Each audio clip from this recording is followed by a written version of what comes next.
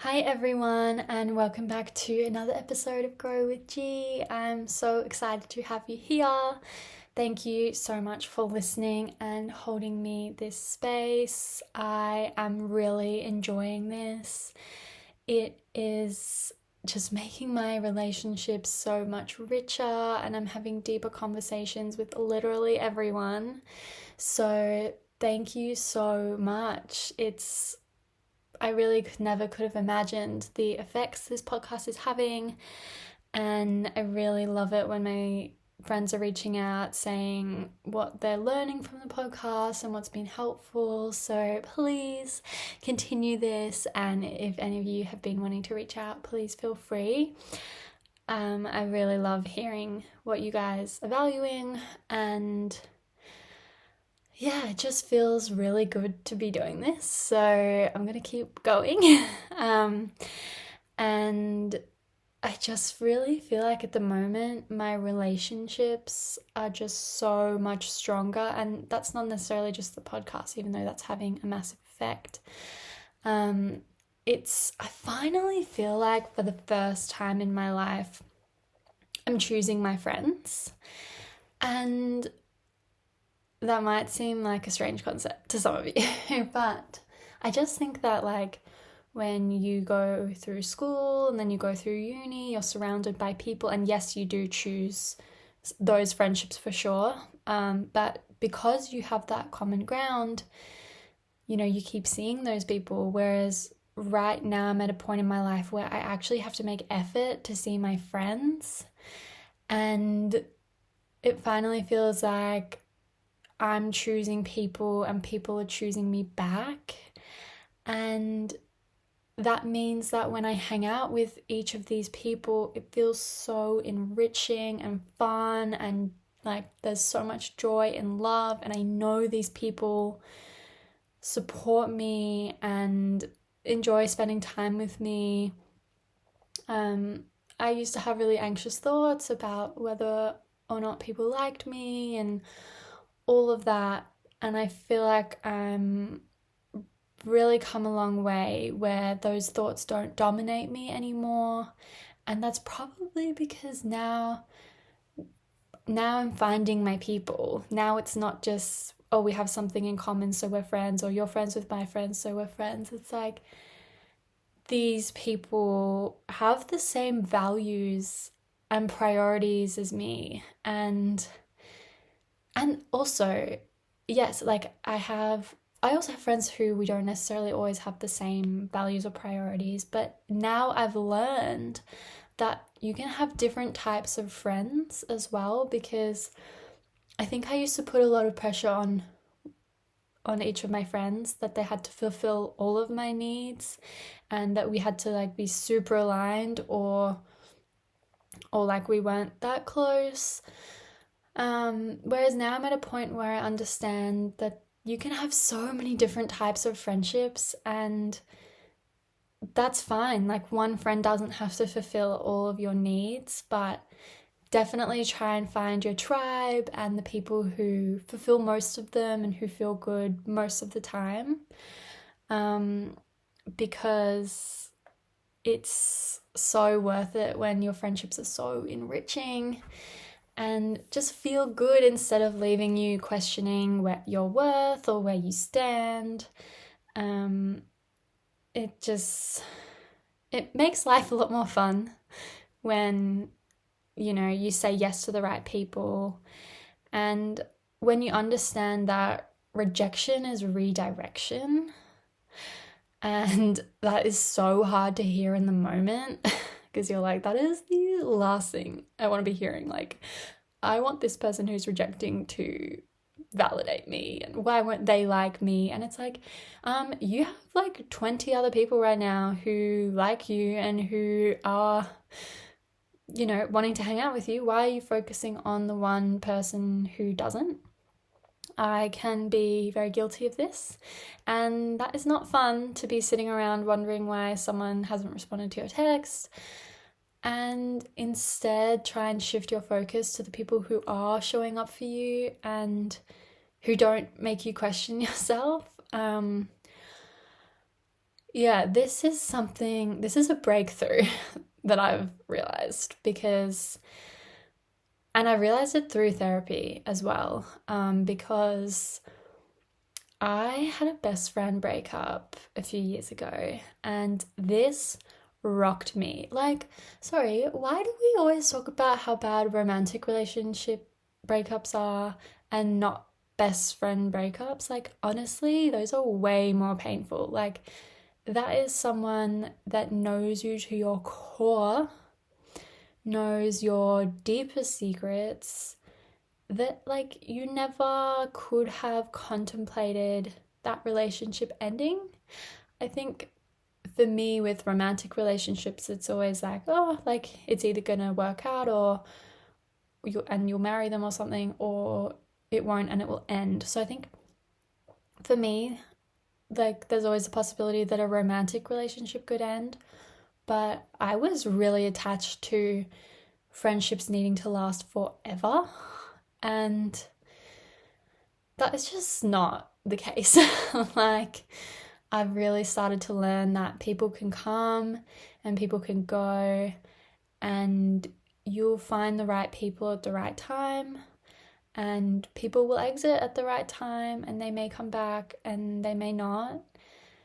And it's okay. And I think when you take that pressure off, one, that friend fulfilling every single need of yours, and two, them being a lifelong friend, that is so relieving. Like, and I think helps you struggle less when you accept that people can come and go. And it's so exciting that, there are so many friendships that of people you haven't even met yet. So it's okay when someone that you do know, I don't want to say disappears, but I don't know, walks away. And yeah, I really struggle with this, and I've seen 3 therapists about it. So I'm going to do a whole episode on therapy because I feel like it's so beneficial, but so unique and particular as well, because every therapist I've seen has had a different way of dealing with this best friend breakup for me. And like the first one I didn't really like because she just let me be the victim. When I told her what had happened, she just was like, oh, you poor thing, like that girl, like, oh, I don't even want to say the things that my therapist said about that girl because that's not the point of this podcast. But she really let me be the victim, and it's sort of like your friends are going to let you do that anyway, and your friends are going to be comforting. Well, I mean, ideally. And yeah, I feel like I didn't really get that professional perspective that I was after. And then, honestly, I can't really remember what my second therapist said about it. I was going through other friendship issues at the time, and that second therapist really helped me with that. And she was really instrumental in that viewpoint that, yeah, you can have different friends for different purposes. They can be satisfying in some areas and not in others. And that was really liberating for me, not to feel like I had to end friendships just because I realized that we were a little bit incompatible, or that, I don't know, they were only fun on a night out, but not somebody super reliable. And that took the pressure off to realize, okay, like I can have different types of friendships. I don't have to hold everyone to this like ridiculous standard, which not everyone can meet. And then, but I still never felt like this wound from this best friend breakup was ever really solved or healed. Until my last therapist. And like, so this was a really recent session, like not this weekend, the one before. And I'm like crying to her about this best friend breakup, being like, this was so hard for me because I had so much love for this girl and still do. And we had the best times together. We were so close. Like, people thought we were dating. And we just had the best time, and I have so many good memories. And then there were a few things that happened. So I think like the day to day, I realized with time, maybe we had different priorities and values. And then we also had a few incidents, and I was always of the opinion that we could both apologize and repair and move on. But she wasn't always willing to apologize.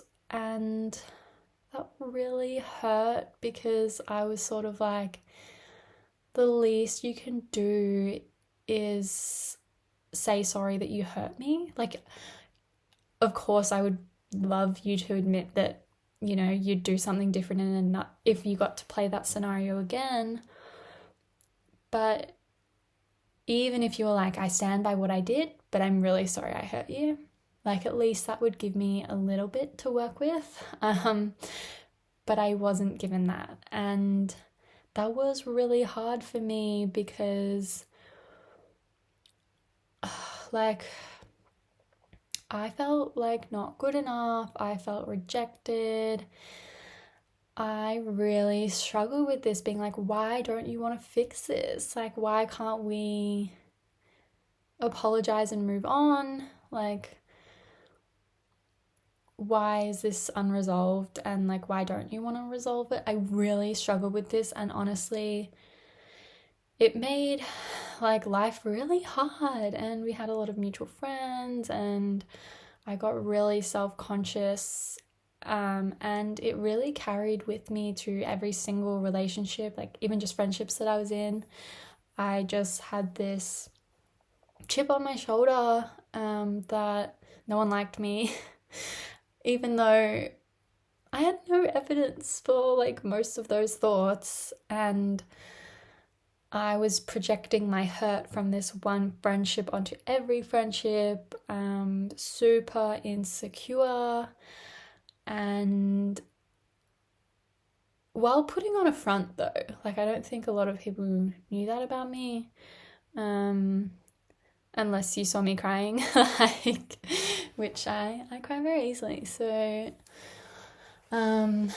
yeah, it really broke me. And yeah, honestly, it happened so many years ago, and I was still literally the other week crying to a therapist about it. And I was like, yeah, telling her all the thoughts that go through my head and all of that. And she was like, let me reframe this for you. I was like, please. And she was like, this was one of the first times where you were choosing your friends. And I was like, no, because I was choosing her and like she wasn't choosing me. And she's like, no, you were not choosing her because you started to realize that you had different priorities and you had different values and ideas of what friendship meant. And when you noticed that, you pulled away, and so did she. And you both spent your time seeking, you know, other friendships and spending time on relationships that made you feel good and with people who had similar priorities and values. And I was like, what? Like this whole time I've been like, poor me. Like, why wasn't I good enough for her? When it was like, no, we had different definitions of what friendship was. And she was like, why would you want to be friends with somebody who doesn't align to your definition, like not even remotely, you know? And she's like, why would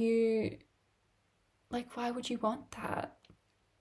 And I was like, that's so true. But like, we had all these good times together. And she's like, well, people don't show who they are in the good times.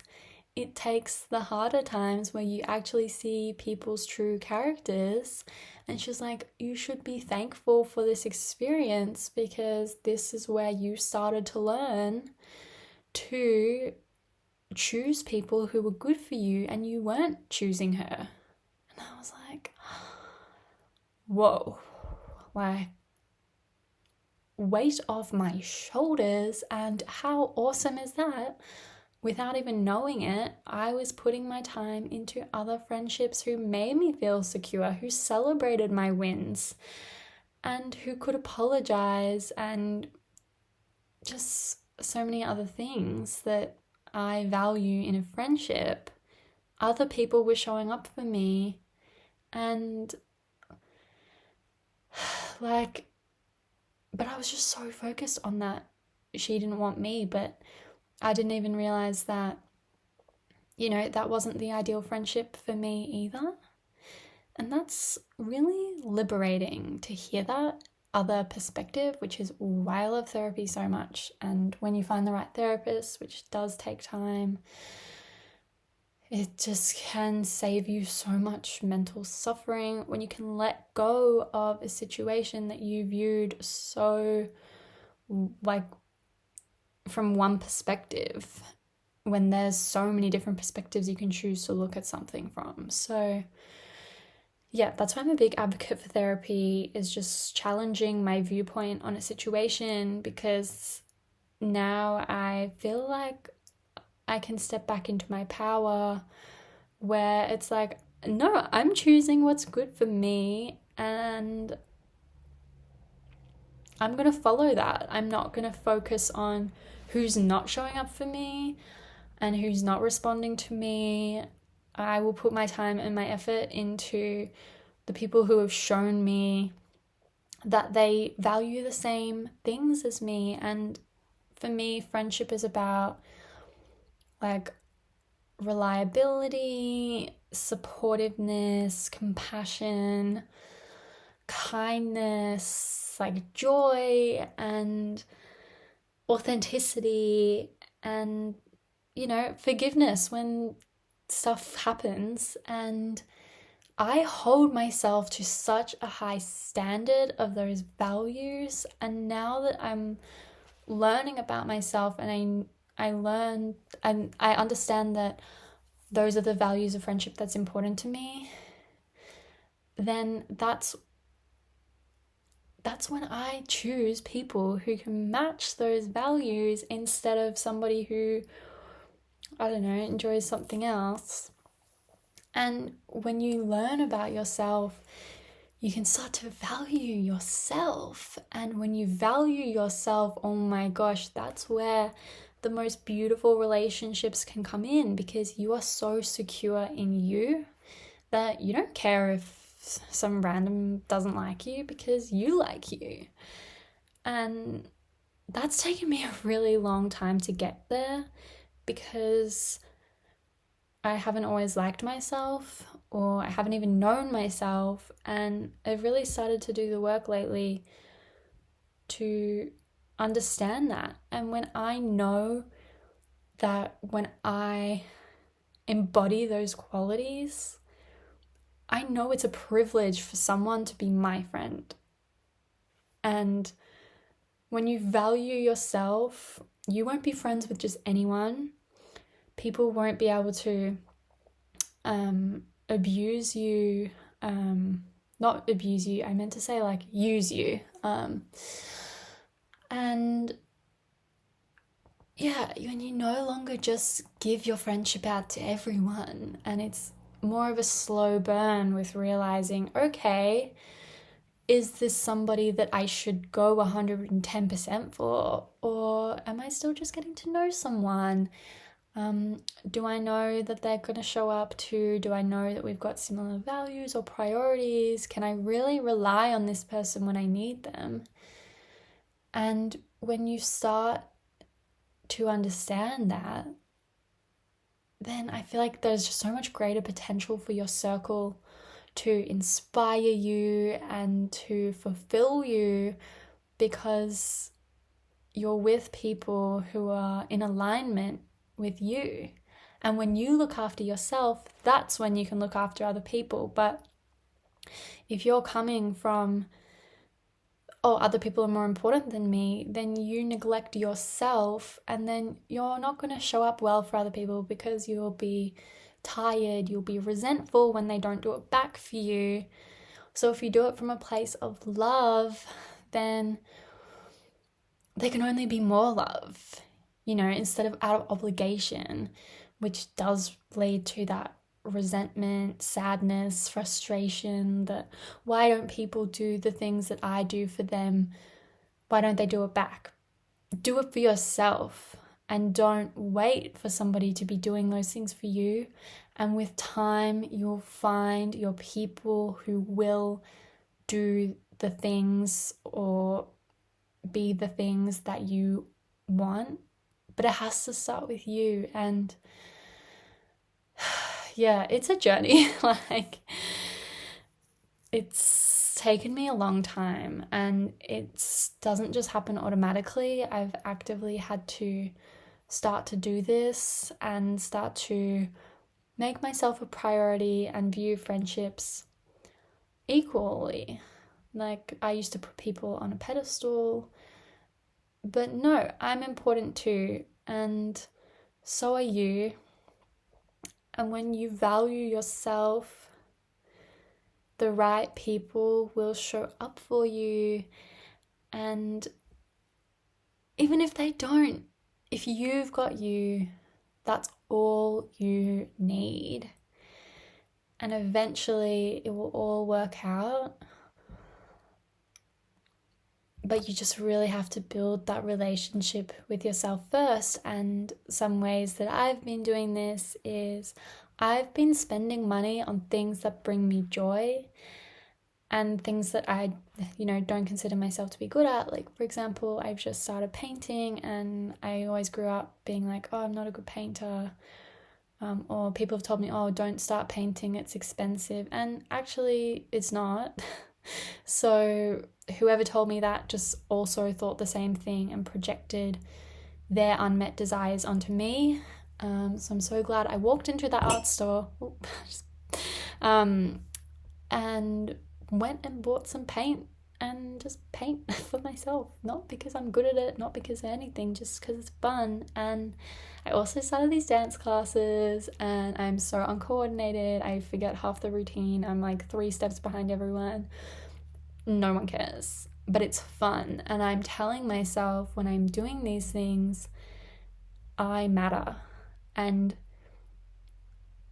joy matters. And I think when you grow up, you don't, when you're forced to play sport or whatever, you're not choosing to play sport because you love it. I mean, you might be, but I think then when you get to your adult life and you're doing full-time work and you don't really have those like extra activities that are fun, start looking at where you can build that into your life, and like book that pottery class for after work, or the language that you've always wanted to learn. Like, show yourself that you are valuable by investing in fun and investing in play. And just do things for you. And if you really needed a night in and someone was saying that all the people are going to this bar, like, listen to what you need in that moment and do whatever you need for you. And if that means staying in, like, I sometimes do that. Like, my friends are going out and if I really need a night in, I will stay in. And I'm teaching myself that I matter. And I just feel like I'm in such a better place than I used to be.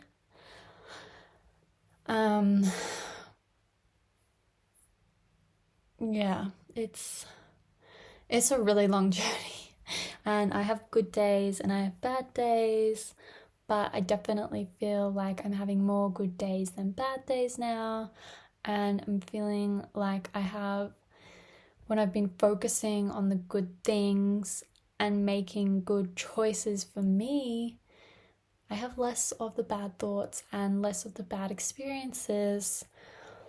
And just evaluate your choices, because like, I know I'm talking about therapy and some of you might be like, oh, it might be nice, like, wish I had the money for that. It's like, well, did you just spend $200 on a night out? Because you could actually use that $200 every once in a while, doesn't have to be often, on therapy. And if you're in Australia, get a mental health care plan from your GP, and you pretty much get half the session back depending on the professional. So it's actually only $100. And if somebody said to you, hey, for $100, I could help you stop replaying this super painful memory over in your head, which you're carrying over into every other relationships, what are your thoughts? I reckon most of you would be like, yeah, $100, like, for all of that pain and suffering, like, reframed. Sounds pretty good. So, have a look at where you're spending your money. Is it all on alcohol, or, are you spending money on an active class, gym class? You can tell I'm super sporty. Sometimes I'll be booking a yoga class and I'm like, ooh, $18, don't know. And it's like, well, didn't I just spend $25 on a cocktail last night? I think I can pay whatever I said for an hour of movement that makes my body feel good and is like meditation.